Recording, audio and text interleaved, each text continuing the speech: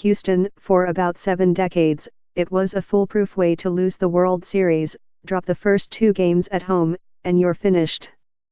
The first 9 times a team did that, from the 1914 Philadelphia Athletics to the 1972 Cincinnati Reds, it never recovered. That is where the Houston Astros found themselves late Wednesday night, after a tight Game 2 devolved into a 12-3 thrashing by the Washington Nationals at Minute Maid Park. The teams head to Nationals Park for Game 3 on Friday, and the Astros will pack their swagger. Not a lot of teams win 107 games a year, shortstop Carlos Correa said. This is a special team, this is not just a random team. If there's a team out there that can do it, it's us. The Astros may be further emboldened by the fate of 3 of the last 4 teams to fall into this trap. The 1985 Kansas City Royals, the 1986 Mets and the 1996 Yankees all lost the first 2 games at home but ended up winning the title. The 1999 Atlanta Braves did not, and the situation has not arisen since. The urgency is obvious. We only really have one more opportunity to show what we can do, said Justin Verlander, who allowed a tie-breaking homer to Kurt Suzuki in the 7th inning of Game 2. It needs to happen now, going to D.C. We can't wait around. The Astros huddled in their clubhouse after Game 2, and second baseman Jose Altuve said they reminded each other of an even worse losing streak they endured in the 2017 American League Championship Series, 3 defeats in a row at Yankee Stadium, where they seemed spooked by the ghosts that once roamed the Bronx in October. I remember when we lost 3 in New York and the world was coming to an end, third baseman Alex Bregman said. The next thing you know, we're in the World Series in 17. We've been here before. In a way, the Astros have faced worse obstacles. They have won 4 elimination games in the last 3 postseasons, 2 against the Yankees in that 2017 ALCS, plus Game 7 of the 2017 World Series at Dodger Stadium and Game 5 of their division series with Tampa Bay this month. The Nationals, though, have shown no signs of relenting, not this month, and really not for 5 months. Since May 24, Washington is 84-40. The Astros, in that same time frame, are 81-43. Early struggles forced the Nationals to take the long route in October, starting with a wild card game. But they also fueled a season-long, high-speed chase that has never slowed. We've been playing pretty much playoff-style baseball since the end of May, said Nationals general manager Mike Rizzo, whose team seems to thrive on it. So far in the World Series, they are beating the Astros at their own game. The Astros win with dominant starting pitchers and contact-hitting sluggers. But Washington's Max Scherzer and Steven Strasburg, 4 runs, 11 innings, have been a bit better than Jarrett Cole and Verlander, 9 runs, 13 innings, and the Nationals hitters have worn down Houston's arms with sophisticated at-bats.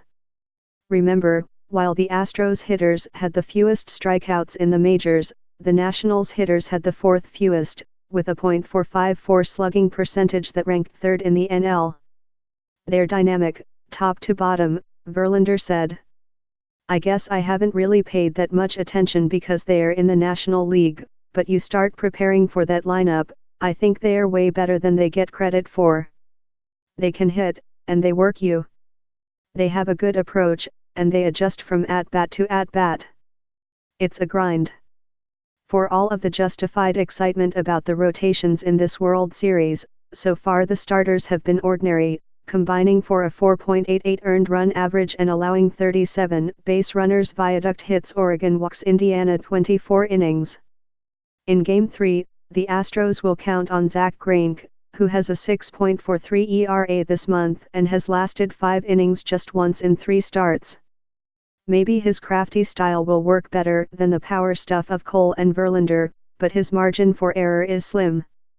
His style of pitching begs for pitch execution to be at a premium when you're going to play cat and mouse. Velocity, change rhythm, change tempo, the high fastball, the multiple breaking balls, that's his style of pitching, manager A.J. Hinch said.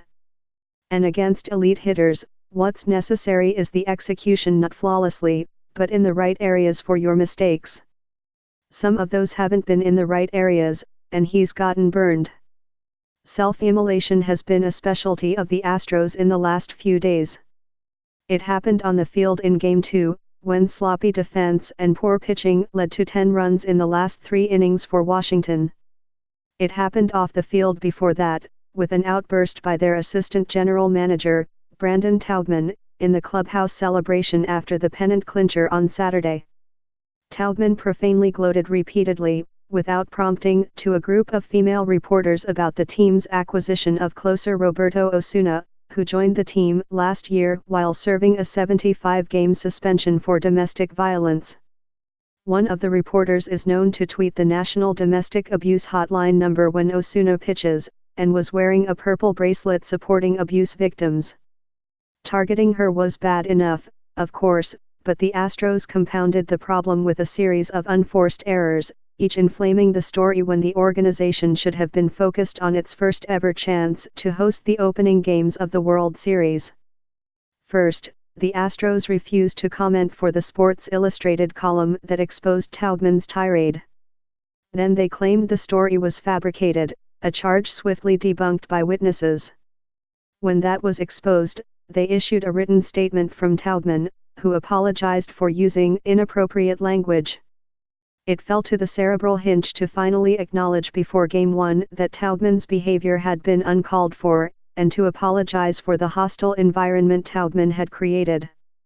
Major League Baseball is investigating, and privately fuming at the Astros for creating such an unseemly distraction. At least the league will not have to worry about another celebration in the Astros clubhouse at Nationals Park after 2 losses here. The Astros cannot clinch in Washington. Instead, they will fight to save their season. We know we have to go out there and win some games, Altuve said. We have no choice.